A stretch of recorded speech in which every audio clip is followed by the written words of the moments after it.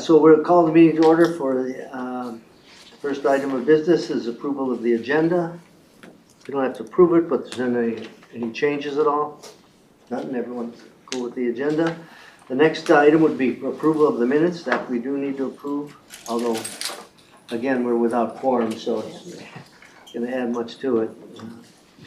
These reports, we'll take them up because at this point we don't have subcommittee reports on each of these until we get back to starting with. So that brings us to our first and only major item today, and that's the FTA semi-annual report presented by Ashanti Payne.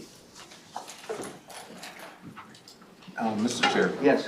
Before we get started, can we just have some discussion about how we want to approach a work plan for this year? If there's some things that we want to proactively kind of look at. I mean, I don't have anything, but we did that a year ago and I thought it worked out pretty well.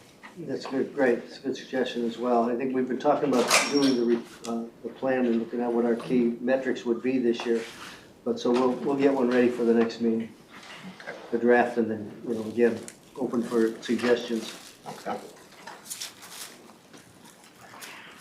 Here, you might need that. How are you? Good evening, Mr. Chair, Council and Committee members, Ashanti Payne, Assistant Director of the Office of Equity and Equal Opportunity, and honored to be here this evening to present on our FTA 2023 semi-annual report. As some might be aware, as part of our continued receipt of federal funds through USDOT and FTA, we are required to operate and administer a disadvantaged business enterprise program, and the Office of Equity and Equal Opportunity does that on behalf of the council. And part of our responsibility is that we report on a semi-annual basis the results relative to the commitments of awarded contracts and payments of closed and open contracts to the FTA once in June and again in December. The December report is both the second half and also the complete federal fiscal year results, and that's what I'm here to present today. And just kind of as a recap, the types of projects that are included in this report are construction, architectural, engineering, and professional and technical service contracts. We are also required to establish an overall program goal every 3 years, and this closes out the triennial period, and we begin in a new triennial period as of October 1st, 2023 for federal fiscal year 2024. So the goal for that we established for 2024 through 2026 is 13.4%, and this current goal or past goal now was 14%. Project-specific goals are established by our small business unit staff. One of the questions I often get relative to specific projects is how come this project was so high or so low, or doesn't correlate, and your overall goal is 14%. Why is this project only had a 5% DB goal? The goals are set based on the specifics of that particular each project and the scopes that are involved in the project and the DBEs that are certified and available to perform those scopes on the project. So very rarely do they equal a single project goal equals our overall goal, but the cumulative impact of those goals is our expectation is to either meet or exceed the overall goal once everything is totaled out. So let's get to the bare bottom line. I don't know, you may recall when I came here and presented the first half, we had an extreme shortfall. We were at 6.5%. Though we were hopeful that at the end of the year we would achieve our overall goal. We did have to put some effort and make sure it wasn't a certainty, I'll just say that. But what I will say is the results exceeded, I think, our expectations. And we achieved 21.69% in the second half, in a total of 20.8%. And that surpasses federal fiscal year 2022's total of 18.22% last year, which at that time was our highest achievement to date in the council's history. So we set a new mark. So that's a good thing. But now I'm sure everybody's gonna be expecting that we even exceed that as well. So the pressure is on. But it is what it is. So we're looking forward to yes. It's a good thing to have expectations, for sure. So this kind of breaks down that disbursement by gender and ethnicity. Also, and I'll have a graphic on this as well. One of the things that that jumps out is, you know, back in 2021, we had exactly 0% participation from Black women-owned firms and Latina women-owned firms, and that has it increased last year, and now we're at 3.3 million and 1.8 million respectively in those categories. And I think that's a reflection of the outreach and engagement efforts that were focused at those groups to bring them into the fold, so to speak, with council procurements.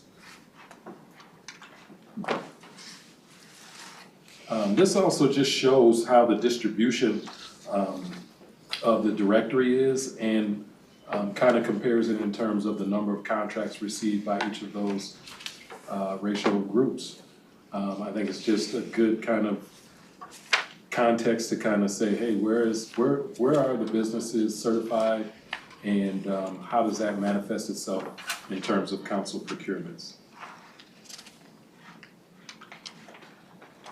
So some of the major contracts that were awarded during this period that accounted for the results, one was the engineering and project manager services for the Blue Line, and that was a $77 million project, which accounted for almost 50% of the awarded dollars, and it had a DBE commitment of 19%.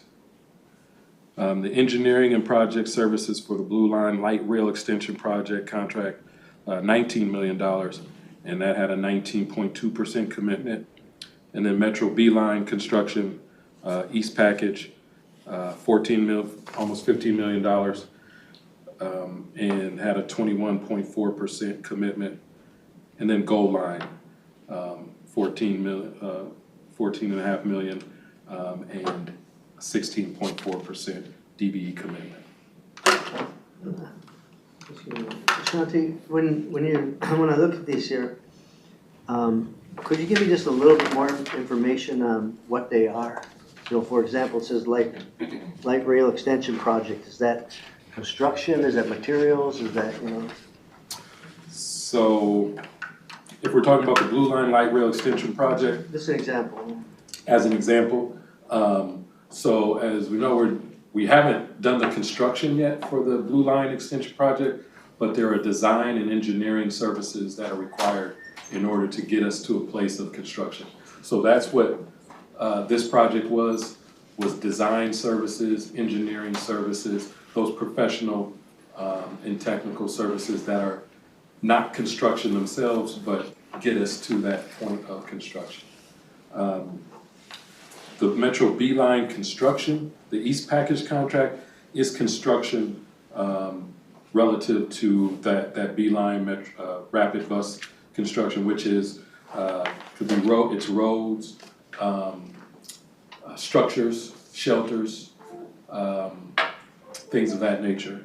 The The Gold Line BRT Wood Lane Station Park and Ride, that's a parking facility for park and ride for Gold Line Bus Rapid Transit. And then, and also project management for Blue Line Light Rail Extension is that first one. So 2 construction and 2 kind of professional services contracts. Yes, Councilman. Perhaps I should know this, but on page 5 or slide 5, what is the first percentage in brackets, in parentheses, So, on each of those contracts awarded? yes, Mr. Chair, Councilmember Carter. That first percentage in the brackets is the percent in terms of dollar value of that project was in terms of the total awarded dollars during the reporting period. So it's just kind of to demonstrate that the value, and this is why where the impact comes in, because there was a high level of commitment on this project and it represented a big dollar value in proportion. And the DBE commitment, does this assume that that commitment was met then? That we actually expended those dollars? No, it means that the commitment was verified in terms from our staff that they have secured and negotiated subcontracts and agreements with the DBEs that represents that amount. Of course, we monitor it over the course to make sure at the end of the project Okay, they meet what they committed to. so you will be reporting that at the end of these projects, as the dollars are actually expended. Exactly, and then we also have to do a closeout memo for each project to say, this is where they were with all, and this includes any amendments, additions, it's what the end actual total contract value was. So maybe it was awarded at a lower dollar value, but we're gonna measure their, based on the actual final contract amount. And that is sent to the general contractor. Is it also copied to committee members or council members? How does that get The reported? closeout, it gets, well, we keep it in our file for records because when FTA comes every 3 years, they wanna see them and review them. As a regular practice, we don't send them out to council members. But they're summarized. But they are, and yes, reported they're, back. exactly. And so if there's a project in your district or something that we can certainly send that report to you, or any project. It doesn't have to be in your district, we can definitely send that report to you.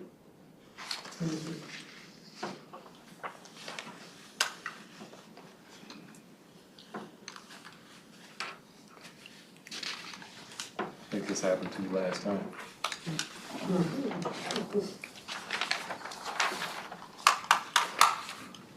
Yeah, it works.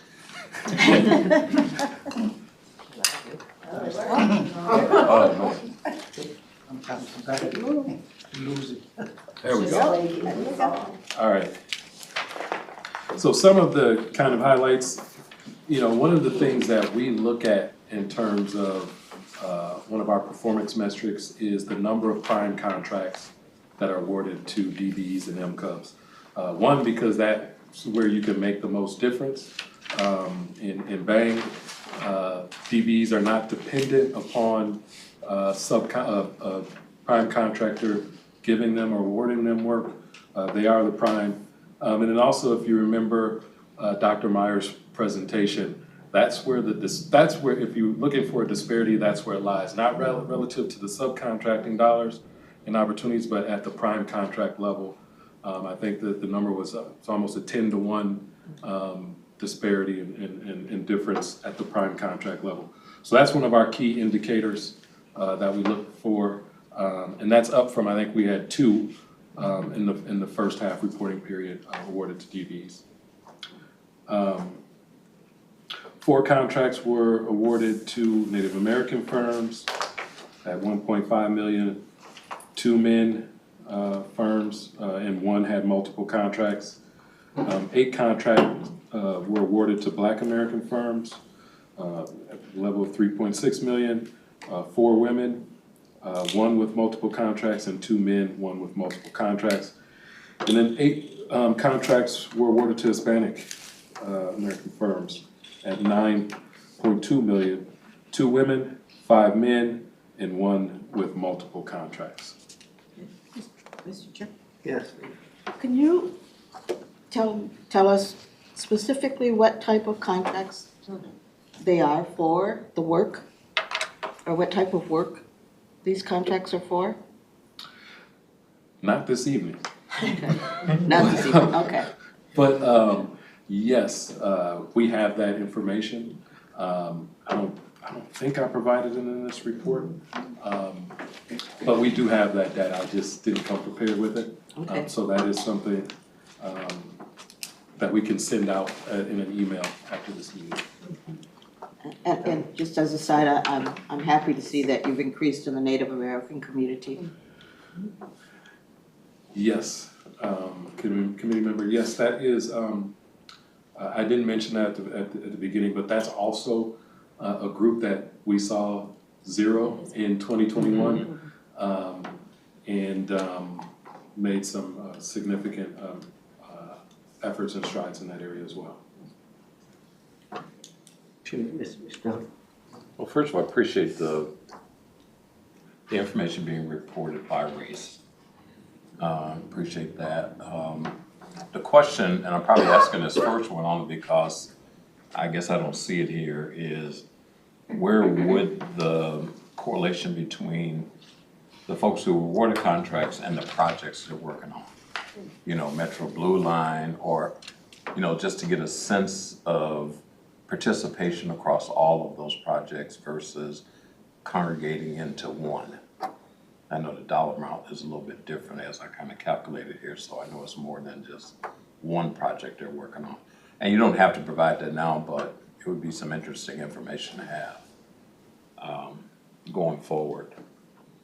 And then the last question is, are any of these primes people who may have started out as subs and have picked up some experience and decided to move into the prime contractor level?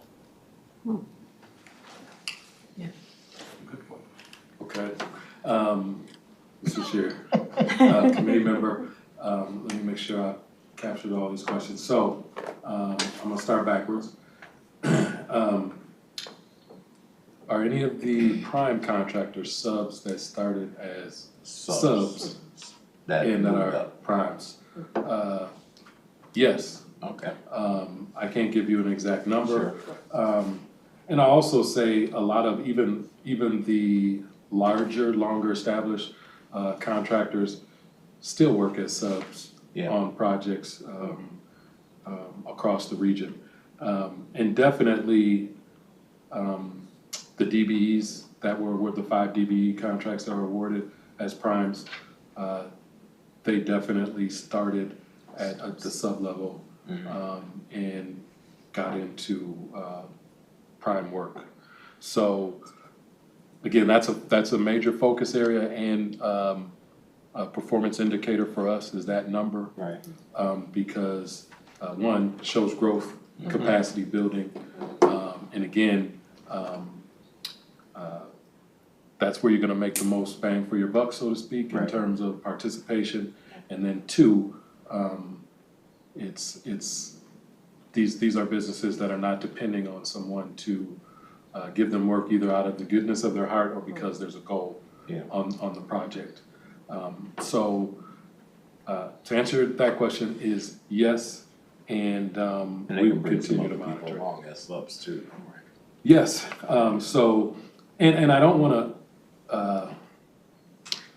just bypass that as not significant, because it is a significant risk involved in being the prime, and you are taking on additional risk, and to be able to have DBEs that have built themselves and positioned themselves to be able to do that is significant, and we definitely want to recognize that and be able to support that type of effort and support that participation in our projects and our procurements.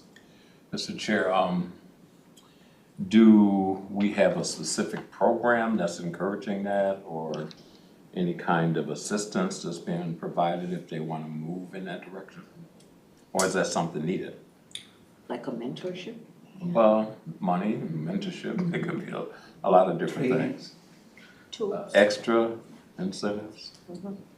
Committee Member McDonald, yes, so I heard the word mentorship, so we have a mentor protege program that we operate, and we partner on that program with our Minnesota Unified Certification Program partners, so City of Minneapolis, Minnesota Department of Transportation, Metropolitan Airports Commission, and us. And so I believe the council itself, I'll have to check and verify these numbers. We have 5 active mentor protege arrangements. One of the examples I can give you is, I may have probably have mentioned this firm before, USA Afrique, and they're a site prep demo company. And before 2020 had done 0 business with the council. They were in a mentor protege relationship with Rice Lake Builders. They've done over $2 million. And then even just to demonstrate that we still got more work to do, you know, we invited them to just to kind of hear from them, to hear kind of what their success stories, what are other barriers. One of the things they say all the time, to the other points we're talking about is, you know, we can do all this work, but when we're subbing, you know, the prime is always telling us, we don't need you to do that. We only need you to do this little piece right here. But he was saying that we can do this, and that. So again, it just highlights the importance of giving them and making room for the opportunities for them to be primes. I will also mention that we have DB firms that are doing, you know, the contract management piece. So they're being the prime, but they might be only performing 19 or 15% of the business. So that's called construction management, and I know that the council is looking into alternative project delivery methods that support that model. So that's another opportunity. And then I'll mention in terms of training and technical assistance, we're waiting with bated breath for a contract to be executed. I know the best value proposer has been identified. We're just waiting for the award relative to supported services, technical assistance, training, and access to resources that will be provided to our certified small businesses. And these were funds that we requested and competed for at the council and were provided to do this work. You know, I had a meeting earlier today, and we were meeting with the Latino Chamber putting together a proposal for working with entrepreneurs of color. And then they have a workforce program over here, and there's some similarities in what they're doing in the outreach, but what they weren't capturing is the number of diverse workforce members that are coming from these entrepreneurs. When they start a business, odds are they hire people who like themselves, and you're kind of missing that if you just keep them separate. You know, here's an entrepreneur, and here's what's going on in the workforce, and so we're trying to track that within our offices. And I think that's something down the line, if we could say that not only were the dollar amounts being increased, but we're also impacting the workforce. I think that's people aren't aware of it as much. Yeah, Mr. Chair, I've read some reports where it's as high as 80% of the workforce is of the same race and ethnicity as the prime contractor business owner. So that's a big impact. Councilman? Could you say a little bit more about the best value contract that you're waiting for and what you're looking for there? It's encouraging word. Yes, Councilmember Carter. So, and I may have misstated it a little bit. So hopefully I'm not gonna get in trouble with our procurement folks. But we put out a request for proposal for a vendor to propose on these services. And how that's evaluated is not by strictly low bid. So there's a technical piece and there's also a price piece that is evaluated in the process. So I'm gonna use the term best value, but that's what I meant by that term. This is a new protocol that you're looking to establish at the council, or is this a specific piece of work that will be one time? In other words, will this replicate across the way we do business in the future? Councilmember Carter, it is my hope and vision that this is something that we can continue. This was initiated by a one-time funds. But we have put requests in for a budget to add funds to it. Yes. Mr. Chair, council member, I believe in state law, 16C, Minnesota Statute 16C, has a provision for best value philosophy when doing procurement. Right. So it exists in law. If it's practiced, that's another thing. Yeah, and that's why I asked the question, Yeah. we're looking for whether this will impact the ongoing practice. So we'll have some conversation about that. Did I get to hit the points of your question? Yeah, I'm just asking that one other question about what's the correlation between the actual projects and DBE participation, particularly the race and ethnic and gender ones. Like, are they doing Metro B line or Blue line? Where are the work coming from, or where they're signed? Yes, what I can tell you, and that was in this previous slide, so that first project represented almost 50% of the awarded dollars in the reporting period. Oh, okay. So most of the participation is coming on there. I think I do have the number of, there were 29 different prime contracts awarded. Some may have, there's a good number that may only have one DBE on. Okay. But our large projects, and especially we report on a monthly basis, like on the Green Line Extension project, on the DBEs that are working there, the scopes that they're performing. And we do that for our large projects that we have because, again, like I said, a majority of them may only have one or two DBEs, but there are some that have multiple.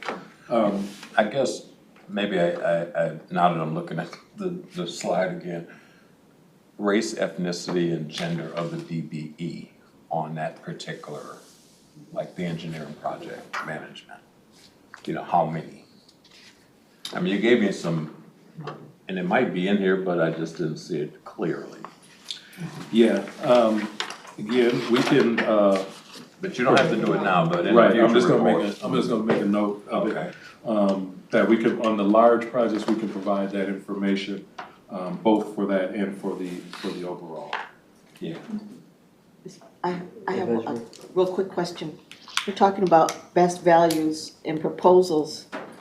So I'm going to assume that you have humans reading the proposals and not AI. Yes, and again, I'm gonna caution, when I say best value, a true best value, we have not incorporated at the council. Let me say that. Well, I The take that back. definition of? Well, because when you're doing best value, you have to have some sort of formula Right. to apply to price Yeah. with the other technical factors and score them relative to points. Currently, the council doesn't utilize points So when you're doing best value, there's no, to me talking, No, I there's no understand. way to do a true best value if you're not assessing points, because you can't Right. use Right.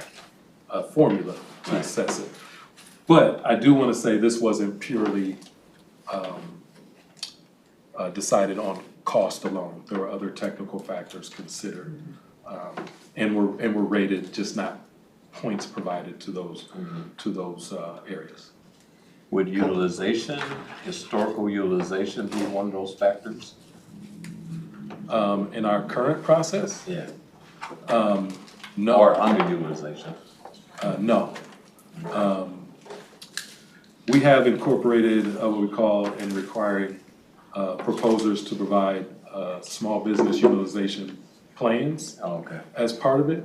And then some of our staff have served as technical advisors on those selection panels. But again, in my experience, when you have points, no proposer is gonna leave those points Right. on the table. Right. Versus a subjective kind of evaluation of those is a little different. I'll just say that. We Yeah, thank you very much. I just want to know if there is any project or projects that was exclusively advertised for the minority-owned businesses. Yes, but not as part of this report because we don't have the leeway to do it in our DBE program, but we do with our locally funded projects. It's called the MCUB Select. So if there is a project, and currently it's a threshold of 175,000. We are both at the legislative level and policy-wise internally looking to change that, so to remove the threshold. If you can determine that there are at least 3 MCUBs likely to bid on the project, then you could shelter the market and only allow MCUB businesses to bid and compete for that project. And what I'll say is that part of that data is part of our MCUB report. So when our Q4 for 23 MCUB report comes out, I can come back and share that information. Question? I got a quick question. Going back to the mentorship program, do the subcontractors have to already be working on a project, or what's the criteria for someone to be able to participate in the mentorship program? Madam Chair, no, they do not have to be already working on a project. They just have to show interest. Usually we lead to who certified that firm. So if Met Council certified that firm, then we have the onus and interest to pair that firm with a mentor, and vice versa for any of the other agencies. What I will say is we have more mentees or folks wanting to be mentored than we do have mentors. And then also, when you have some, I'll just call standout or star DBE firms, well then everybody wants to, I want to partner with them, so to speak. So, yes, that our challenge is to find more mentors. We hold an event every year, a partnering and outreach event for the mentor project firm, and invite firms, both mentors, potential mentors and mentees to that. Tell them about why the benefits, why it's important, why they should do it. Because you gotta be able to articulate that benefit for them as well. And then from that, we usually generate some new relationships. Okay. Does a mentorship, is it a set amount of time, year, 12 months, 18 months, or just ongoing, or? Madam Chair, yes, it is a set amount of time. In his agreement, they produce progress reports. They identify specific things they're gonna work on through this partnership. And then sometimes they come back and ask for it to be extended or amended. And then those agreements are approved by the Certification Application Committee, which is the Minnesota Unified Certification Program. So those agencies I mentioned previously.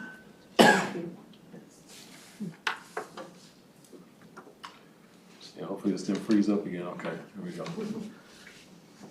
All right, this just shows kind of the yearly achievement rates for our DBE program. And you see from 2019 to 2020, the goal was 15%, and 2021 through 23 is 14%.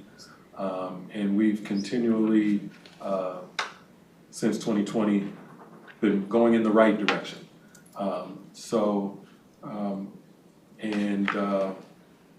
That's our goal and our challenge, to continue to move in the right direction, not stagnate and not go backwards. Sure. I know the goal is set for 13.4, but that's basically a minimum, it's not necessarily a maximum. So you can exceed that, because the 20 was, I think the goal at that point was 16 or something like that? 15, yeah, 15. Yes, so we exceeded it actually every year except for 2020. Okay. And this goes back to what I talked about earlier. As you see, 2021, Black American women, Hispanic Americans, $0, jumped up in 2022, and then again, 2023, 3 million and 1.8 million respectively. And then, as you also saw, Native American, you see we had 0, and then 2023, over 2 million. Or no, 1.5 million, 1.5 million. Yep.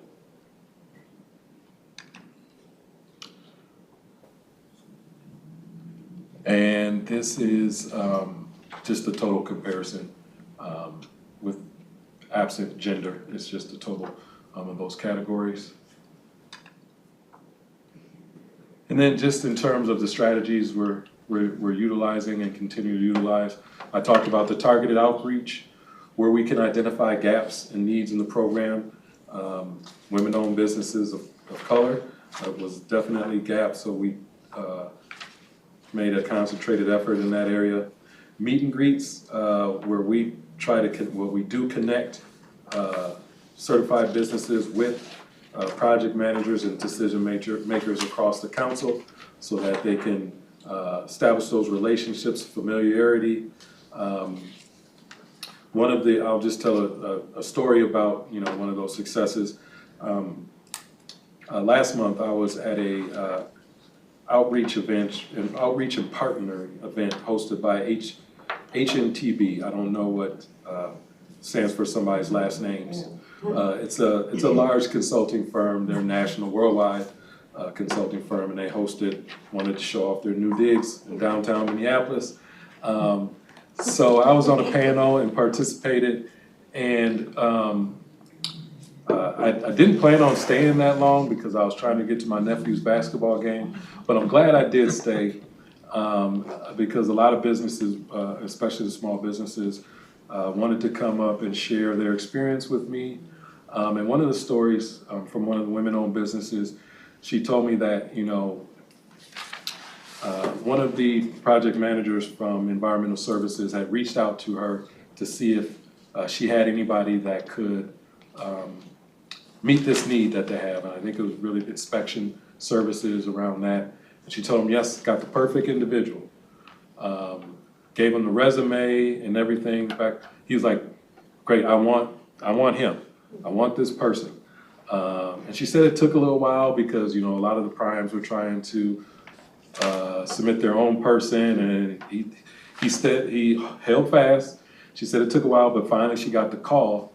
And it turns out that this gentleman, she was trying to keep, because he was being courted by other businesses. So not only was she able to keep him busy, because this project is going to last a few years, it offered her the opportunity to hire another individual, a young engineer, to work on the Gold Line project. So those are the kinds of things outside of the goals and the numbers that we talk about that are key to our strategic goals as a council. Job creation, building sustainable and growing our economy.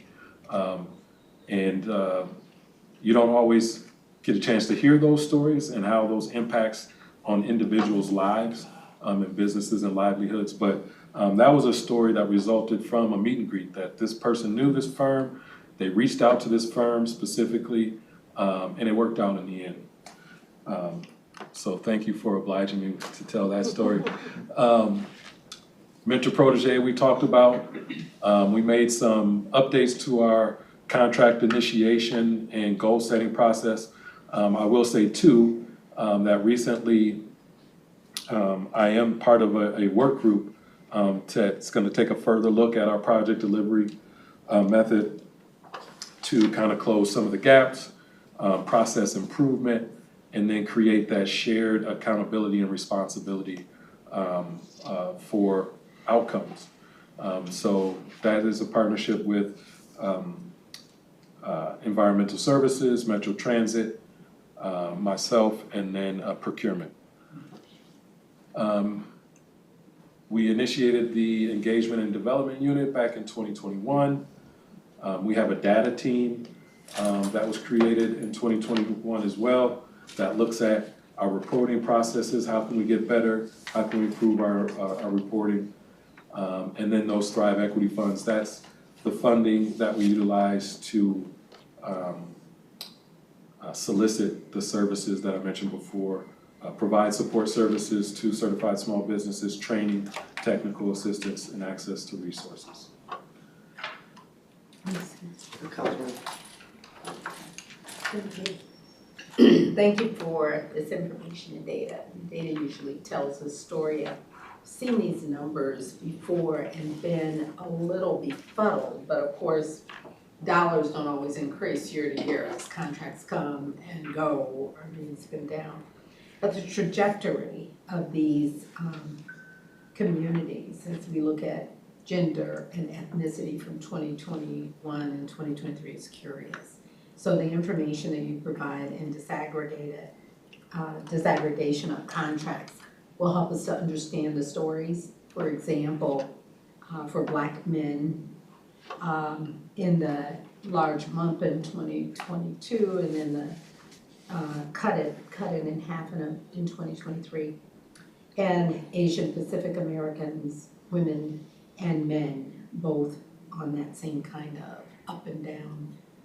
I'm wondering, I'd love to see the trend just go up for everyone, but I do wonder if the stories can help enlighten us, and if they can further tell us where we need to do more work, you know, in terms of outreach and mentoring, pairing mentoring, or whatever resources may be needed in particular communities.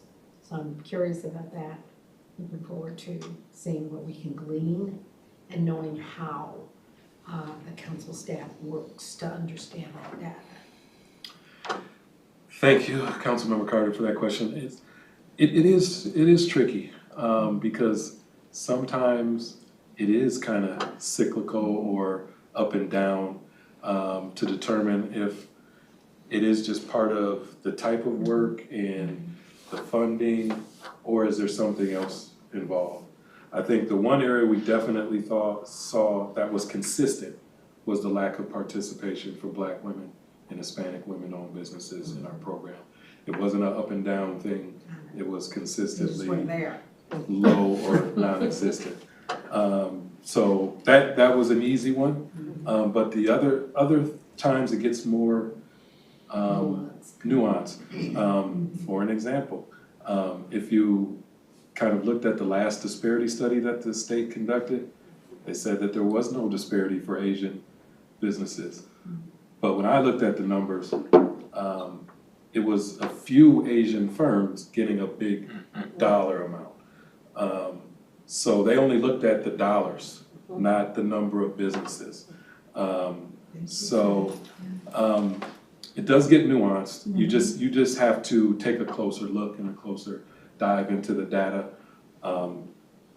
I'm a nerd, so I like doing that kind of stuff. We like nerds. Yes, so I do those kinds of analysis, and then we do a program analysis each year on our DB program. I think I presented it to this committee, both our MCUB and DB program, where we show what are the top things, scopes of work that we're procuring, where do we get the most DB participation and MCUB participation, what are the demographics that reside in those specific scopes that we see high participation from. So it's a long way of saying sometimes we can tell, sometimes it's cyclical or a matter of the project or funding, sometimes we don't know. We have to put some more thought and effort into it. And I think we did have this discussion before, and the question was, well, did they come in this window at the Met Council and get some really good work or really good skills, and then did they go somewhere else, you know, for other contracts? The goal is, of course, to see that growth with these firms and the ability to continue to do business and create prosperity, not just for those owners, but for those that they hire as well. So as we continue to draw this data and as we work with our partners, it would be interesting to understand the aggregate, you know, across the partnership. So we'll talk about that later and figure out what you guys are doing about that. Well, Councilmember Carter, one of the things, I do have a little insight, only because I did, prior to coming to council 4 years ago, I spent 27 years at MnDOT. So I know that a lot of, and most of the firms that work for MnDOT also work on council projects, with some exceptions. Environmental services, sometimes that we call it the sleeping giant, they do a lot of work. It's a lot of work that people don't realize, you know, lift stations and different things that you definitely don't see a lot of us involved in and a lot of DBEs involved in general. So there's some differences there, but then there's even some overlap as well. And then also on the light rail side, in terms of, you know, actually firms that lay the actual rail and stuff, there's only a few across the country that do that work. So with some caveats, a lot of the people who work on MAC projects, MnDOT projects, City of Minneapolis also work on our projects. And that goes for the DBEs as well. And there are times when we, especially if we see a DBE having struggles or problems, we may see, we might contact MnDOT and say, do you have any projects that this DBE is working on? How are they doing? Are they able, because we want to understand if this is a result of working on our project or is this a different issue or a bigger issue? So, and I'm not saying this to toot my own horn, so to speak, and it's not a role that you get praised for, but I am the newly elected chair of the MNUCP, so I will be participating in those conversations a little more directly in 2024. I don't plan on serving beyond 2024. So you get it done then. I'm gonna be watching you. All right. But, We expect big results. Congratulations, you should get praise for that. But yes, I will be able to be more involved directly in those conversations. Actually, go ahead, Okay. Chris. Earlier in the presentation, you mentioned this story of the sub who gets kind of pigeonholed into a small role when they could do more. And I'm wondering if there's opportunities to incentivize primes to think outside of the box and see some self-interest in distributing more of their contracts to subs. So I'm guessing that couldn't be a financial incentive, but it could be something like, for every 10% additional subcontracting that they're doing with DBEs, they get paid 5 days faster. Or, something that is just like a creative and would feel like something meaningful to them and could potentially have a significant impact on the percentage that they're subbing out. I hear that the big opportunities are in moving more of the prime contracts to DBEs, but in terms of dollar amounts, it's still a lot of money that we could make a difference with if we're looking at that subcontract opportunity and expanding it. So, again, not in the DBE program, because we don't have the regulatory authority to do it, but with our MCUP program, we just did it, again, with those Thrive Equity Funds, I should have mentioned that when we provided financial incentive for prime contractors at a dollar level to go above and beyond what the goal was. And it was 4 projects, both construction and professional services contracts were included. We were lucky enough to cover both of the major divisions that do the work. 2 of the projects have closed out, and of course we waited until the payments were made to the DBEs to assess that. So we have paid the incentive on 2 of the projects, and there's still 2 open. And it's going to result in an additional $960-some thousand that's gonna go to the small businesses. So that's one thing we're doing. Again, that was one-time funds. So, and now it's just strange that this happened. Just today, I got it included on the email, and the Metro Transit saying that, can we expand this? So, hey, you guys got some money? Yeah, we can expand. No. But people are interested in just that kind of, how can we incentivize and motivate them to go beyond just the goal, so. Tom? Yeah, in that disparity report, it lists kind of what the challenges are for DBEs, minority business enterprises, all of those that are impacted by that analysis. And a couple things that came up that I observed in there was working capital and bonding. Is that still a factor, with DBEs, as you can tell from this side? And based on your answer, I have a suggestion for the council members here. So committee member, yes, bonding, both in terms of when we survey small businesses and what we see empirically is still a challenge, and working capital. So in terms of the bonding issue, maybe I can pull up the email on my phone, but we are partnering with our partners and putting on a bonding and education event for our DBs and MCUP businesses. Typically those events, we get one of those, you get a couple of the surety companies. There's also SBA does this, and I forget the other organization, but they participate as well.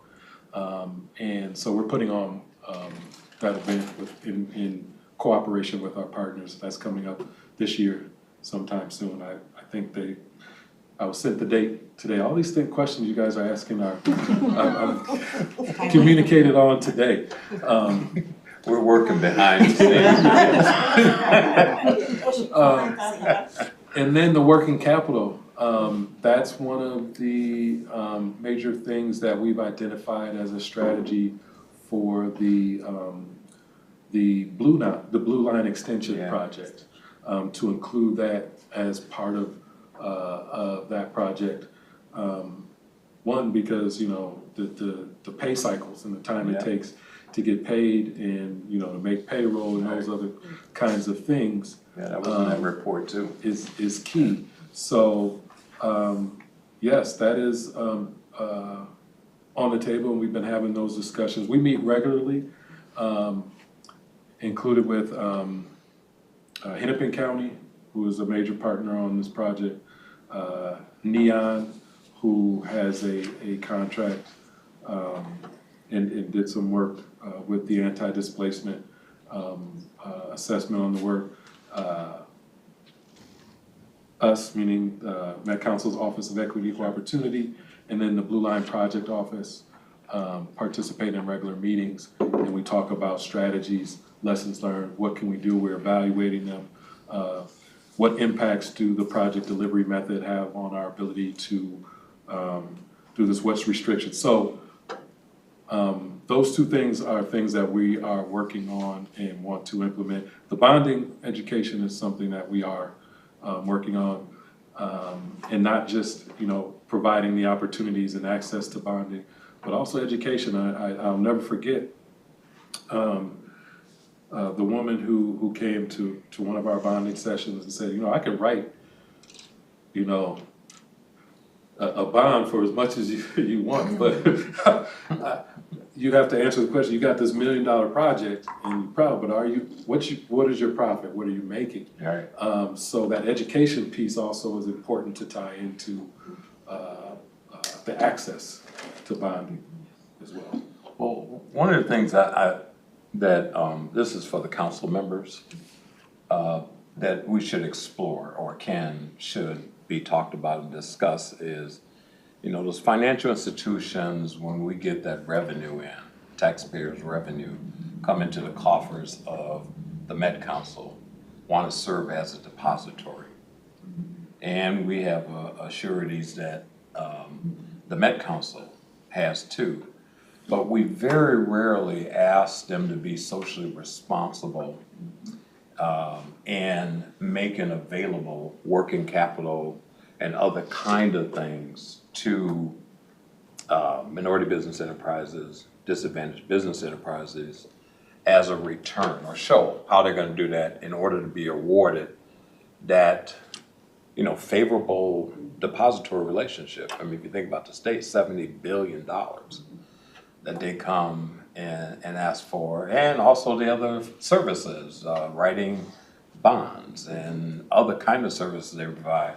So I just think people should look at who are those financial institutions? How do we have them come a little bit more socially responsible in assisting these emerging business enterprises with favorable kind of working capital and other kind of things, even mortgage loans. I mean, just a lot of things, but because they're taking all of our money and they're making big money off of that money. And they're there, so I think we have to go full circle like that. So any questions for Ashanti? You're doing a great job here, about an hour already. I didn't know I could talk that long. Believe me, we can. Well, actually, I really enjoy your presentation when you do come here, and it really sparks a lot of discussion, as like we've had tonight. And I think it's very important. I was learning a few things, so thanks for coming over and sharing with us. And Thank you. Thank you very much. we really don't Mr. have Chair. much. Yes. Just one more thing, on the tail end of this, affirmative action, hiring internally, that's also a big piece, 3,000 employees, a lot of jobs being, and we haven't had a report to close out the year on what the Met Council's been doing in terms of advancing equal access and opportunity with employment internally. And it would be nice to see where they were at the start of the year and where things ended and how that was impacted based on race, gender, and other factors. We should invite them in. Okay. Yes, we So we're should. done. I think we saw that at the council, so. Right. It's available easily. All right. With that, there's other. Thanks. Yeah. Very good work, man.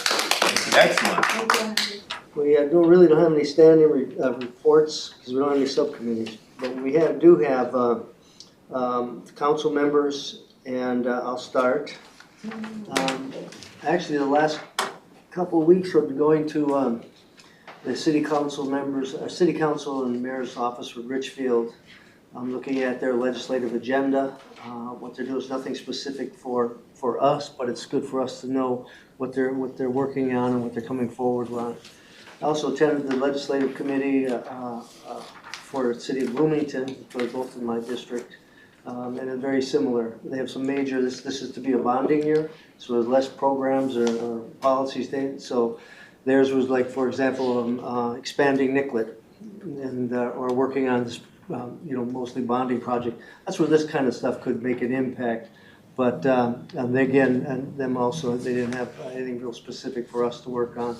We just finished, I guess, our report yesterday. Today, the governor announced his bonding bill, and so I haven't read it, but it's just I don't know what's in there for us or what we're going to be involved with. But so that just came out, and then right now, we are finishing a lot of the reports, some that you just asked for here, and so. That's kind of what I have as reports. Any highlights from any other council member? Yeah. I'll say something as a visitor here. I enjoyed sitting with you and meeting some of you. Some of you are familiar faces and new faces. My name is Reva Chambliss and I'm in District 2 serving the Northwest Metro. Well, the city I live in is Brooklyn Park. And I was appointed to be the vice chair of the Metropolitan Council this term, which is my second term. Which gives me an opportunity to sit on the executive leadership teams in the organization and also inject my opinions and ideas into how decisions are made at the Metropolitan Council. So I always focus in on continuous improvement. I look at how we do our processes so they're more accountable. So I look at how we set up our structure, whether it's staffing, whether it's policy, whether it's decision making. I use my management background to question and advise. And I also serve on the Corridor Management Committee, which makes decisions for the Blue Line Extension Project, and the Housing Work Group, which looks at how we evaluate our livable community grants that we give out to different cities. And I sit with my council members on the Community Development Committee and the Transportation Committee, where I serve as the vice chair. So it's been great working with organizations like yours that I don't see all the time, but the staff are listening to what you have to say. And I'm probably saying some of the same things that you're saying. So if they hear it twice, then, that's a good thing. So I really appreciate the time that you all have been putting together and providing feedback and information and different perspectives to the council with all the skills and backgrounds that you bring. That's very valuable. Thank you. Thank you. If you have any questions, you know how to find me. I like reading your stuff online that you write every once in a while. Oh, yeah. I want to try to do that more since I've kind of retired from corporate America, but I'm hoping that in 2024 I'm going to write more. Good. Awesome. Thank you. Any other I'll council? just Oh, go mention ahead. a couple of things. One, we do have an interim regional administrator. Thank you, that's what it's called. And our regional administrator was just hired recently. I don't know if you all heard.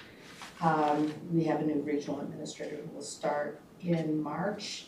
And it is Ryan O'Connor, who used to be with the County of Ramsey. And I worked with Ryan for a number of years, so I'm really glad to see his interest in this work and looking forward to his joining us on the Metropolitan Council. I think we'll have a lot to add and offer as we do this very, very important work. Second thing is I am working together with other council members also on the regional development guide, framing that work up for the council. We'll be sharing an update with the council this coming month in February. Not sure what the date is, but the work is certainly important as we're doing the 2050 plan, which is called Imagine 2050. And it, of course, builds on the framework of the 2040 plan, but we look forward to it helping us to drive our goals for regional growth and in particular for equity across the region. So I look forward to sharing that information with you all sometime soon as well. Thank you. Thanks, report. Thank you very much, and looking forward to New Year 2024. All right, with that, Oh, we'll go. I've got a couple of requests Sure. for 2024. Yeah. Actually, 3. As we look at the agenda for moving into 2024, Mr. Chair, Madam Chair, Co-Chair, I'd like an update on the MTC drivers that have been hired, how they're doing, the new drivers, MTC bus drivers. How they're doing, how the training went, and currently the workforce itself. I'd like to know about the wastewater plants, particularly as it relates to environmental justice, related to spills in drinking water and how if there's toxins that are flushed back out into the river, which is why I have a concern about drinking water, toxins, contaminants, so forth, and housing updates as relates to wait list and availabilities. And livable communities, you know, just the program and how that's impacting, particularly African-American community, which pays $80 million a month in rent. And $1 billion a year, losing all kinds of wealth building opportunities. And when the community did advance a targeted home ownership program, the Met Council came before the legislature and said that it wouldn't support it. A targeted home ownership program for African Americans. The current director of community development did that. And that proposal will go before the legislature again. And it was brought by the NACP, Model Cities, Urban League, Build Wealth, Minnesota, and a few others, because it's a tragedy. 20% of our community own homes, 80% are living a nomadic existence. And that kind of instability affects children's education. It perpetuates crime. It does all kinds of things that put our community in a bad light. So I think livable communities can be expanded. The program's offered there. There were legislators who were interested in, at least that year, putting $40 million into that account to start something along that line, if we hadn't gotten staff to come before and say, we don't want a program like that. But the other thing, Mr. Chair, is we put together a work plan last year, and I'm not sure if you were a part of that.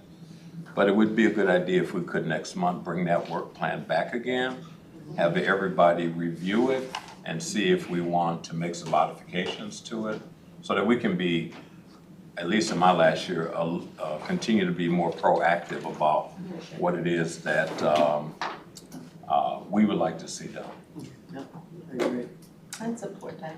Right. Absolutely. So staff will bring that forward? Yes, Okay. yes.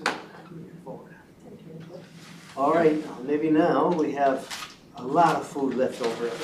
And so, I have one announcement. please feel free to, what's that? Chair. She has an announcement. For the EAC, we are doing recruitment right now. So if you know anybody that would like to be on this committee, and anybody who would like to work aside or alone, it's okay. You need a phone case though. You're scaring me. Please bring them and send them our way, and tell them that we have other compensations other than cash. I like to say that just because everybody asks, is this a committee that you get paid for? But it's not. It's more for public service work.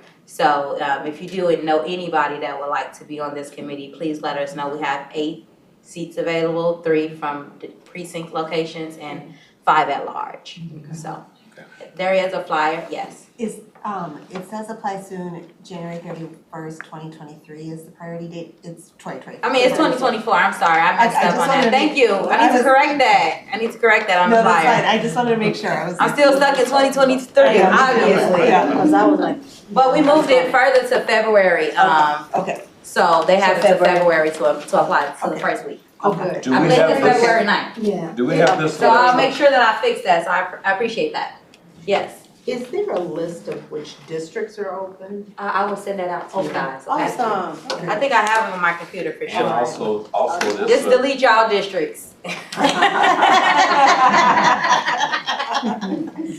We don't know them by heart. No, I don't know it by heart, but I will send that out in the email with the updated date. I appreciate it, thank you. Yes. did you send this to us already? Yes, I presented it last committee, but I wanted to give it to you guys again, just in case those people didn't get it that wasn't here. Okay. Yes. And did you send it out to us by email also? I did, and I wanna send you a new email with the locations that's open right dates and you also have. the correct date. Okay. Thank you I guys. appreciate you guys. Y'all know what, y'all know how to catch the good stuff. Yeah, cause I looked at it, I was like 2023, I think that's gone by. And then if you guys want some food, let me know, I can pack it up for y'all. If not, I'll take it upstairs for the staff. Thank you. All right, with that, I move and adjourn today's meeting. All right, thank you. Thank you. Thank